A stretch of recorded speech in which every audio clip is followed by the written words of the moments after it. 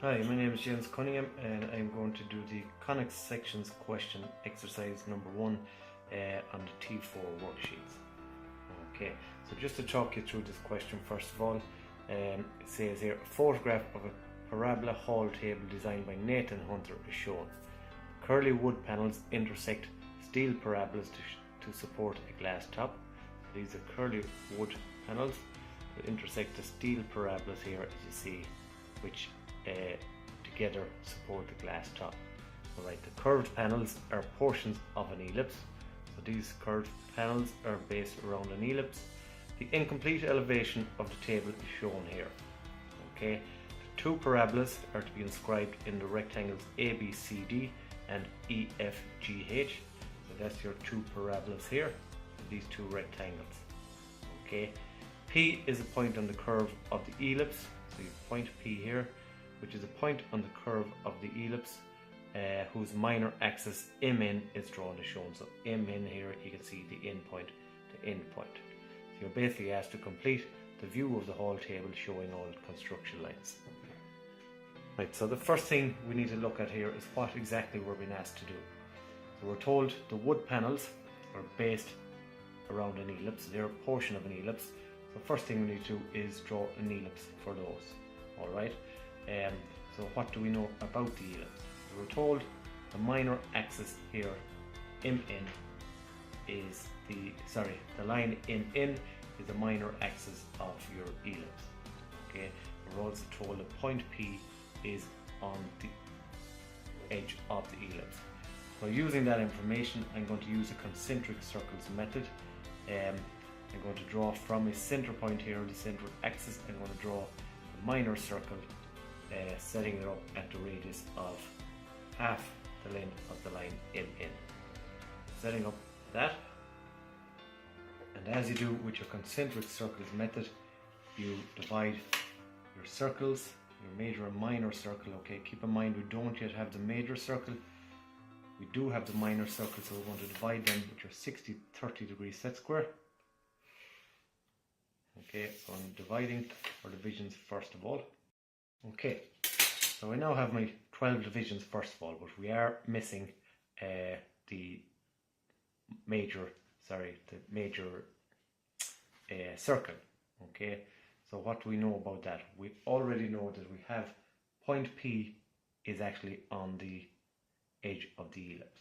Okay, so using your concentric circles method, you know when these divisions, if you take one division at a time, and where those divisions hit both circles, you then locate your points on the curve by bringing the points, so the dividing line where it intersects your major circle, if you draw a line parallel to the minor circle in that case, and then draw from your minor circle where the same line hits the minor circle, you draw a vertical line parallel to your major axis. Okay, and this way then where those two lines intersect gives you your point P, or your point on the curve. So I'm essentially doing that backwards because we already have one point on the curve and we do not have the radius of our major circle. Okay, so using that method, if you drop or bring a line up from your point P, alright, so what I'm doing, bring a line up from where your dividing circle so we're essentially reversing that role. Okay, so we have our point P in this case, so if we bring where this division, we'll call this our number 1, where number 1 is projected up in this case. Alright, so we're projecting that up, which is parallel to the major axis. Alright, we know then where we bring the same dividing line where it generally hits the major circle, you bring it across. Okay, so if that's the case, then you get your point P. But in this case, we have our point P, so we know where point P comes across and intersects our dividing line number 1 here. We know that then must be on our major circle. Okay, so I'm going to draw in our major circle.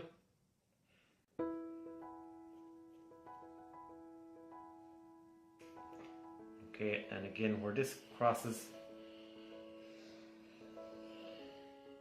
the vertical axis, if you like, this giving us the length then of your major axis.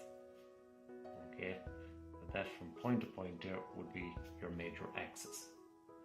Okay, so what I do from here, now that we have our minor and our major circle, we now project each of the lines, the dividing lines where the crossover or relevant circles, again the major and the minor, project the 12 of those in order to get our points along the curve of the ellipse. And then we'll plot our points, join them up, and take the portion of the ellipse that we need in order to create or determine the edge panels or the wooden panels of the table. So I'm going to plot those points and we'll move on to that then.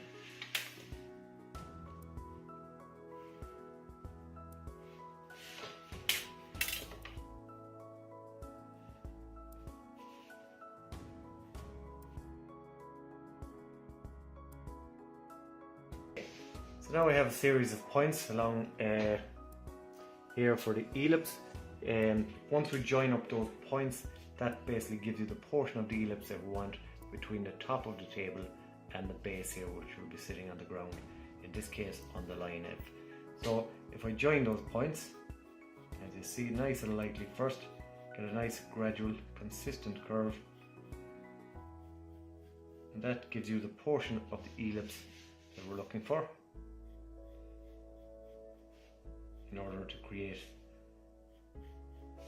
the panels, the wooden panels of the table. Okay.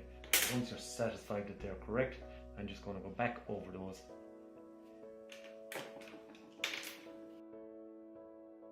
And that's the first part of that question, where you're asked to complete the wooden panels, which are, as it says here, they're part of an ellipse. Okay, so the two wooden panels here are part of the ellipse and they are now complete. Okay, so the second part, in order to complete the parabolas, we're told up here that the two parabolas are to be inscribed in the rectangles ABCD and EFGH. Okay, we can see here the direction of those parabolas.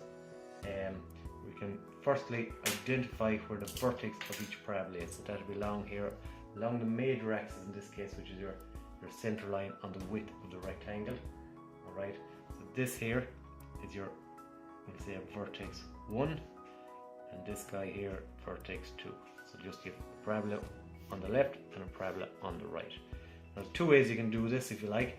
You can create and plot your points in your first parabola here, A, B, C, D, and then you can do the exact same motions if you like, or the same method on the right hand side. Okay, so dividing up both your long and short side of the rectangle, and you can do the same on both sides. But you'll see in a minute, once I do that on one side, I'll simply measure my distance then from the central axis, bring my points across, measure the same distance this side, and that will plot my points on the right hand side. Okay, so I'm going to divide. First of all, what I want to do is divide both my long end here and the short end of the rectangle into equal spaces. Okay, so I'm just going to do that here now. So I'm going to draw up my angle.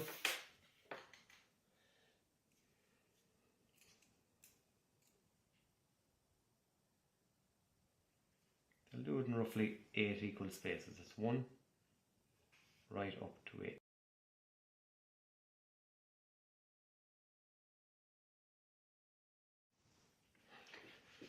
So once you divide that up, you have your divisions up along here. 8 divisions I have here across the full width. So we take one side at a time, okay? So I've number 1 coming from the central axis, if you like, out. 1, 2, 3, and this last one 4.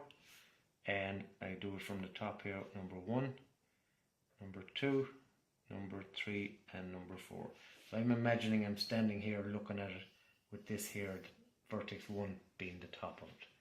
Alright, so what you do then is you bring your number 1 along the side back to your vertex. Okay, where that crosses your vertical or your corresponding number 1, that's giving you your first point. Same thing with number 2. back to number 2 to the vertex where that crosses your division number 2 back here. Get your second point.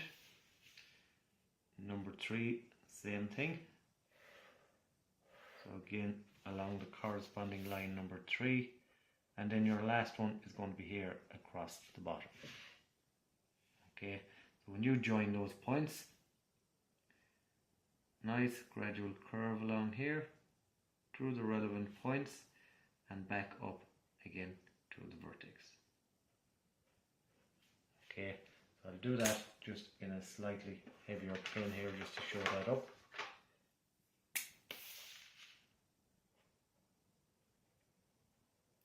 Through your plotted points.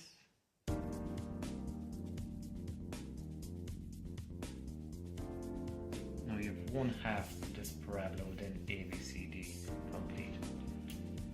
So to find the other side of it, you can do it different ways, okay? You can do the exact same method here, divide this height from A to B into 4 equal parts and bring it back up to the vertex. Or you can simply get the points you've already plotted, bring them across onto the relevant divisions.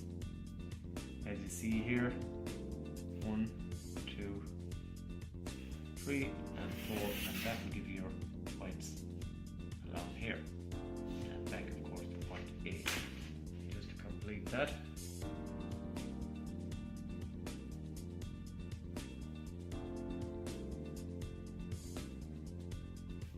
Again, nice gradual point.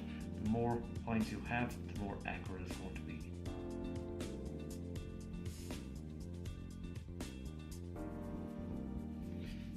So you have one parabola completed now on the left hand side. In order to transfer it over to the right hand side, you're basically creating a mirror image along this central axis here, or your major axis from the ellipse. Okay, a mirror image, so bring each of the points across and put them out the same distance from that central line. From the center line out to the point, the same distance here, and that'll give you a parabola, as you'll see now in a second.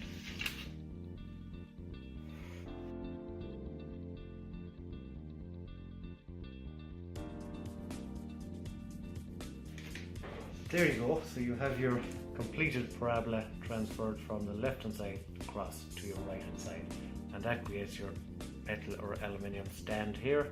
And you have the ellipse in place. So we did first of all for the portion of the ellipse in order to represent the wooden panels.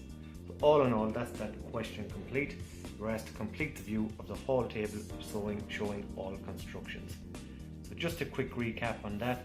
The first thing we did was essentially we basically drew our ellipse in order to represent the board panels. Okay, we knew we had our minor axis. Drew our minor circle, divided into 12 equal spaces.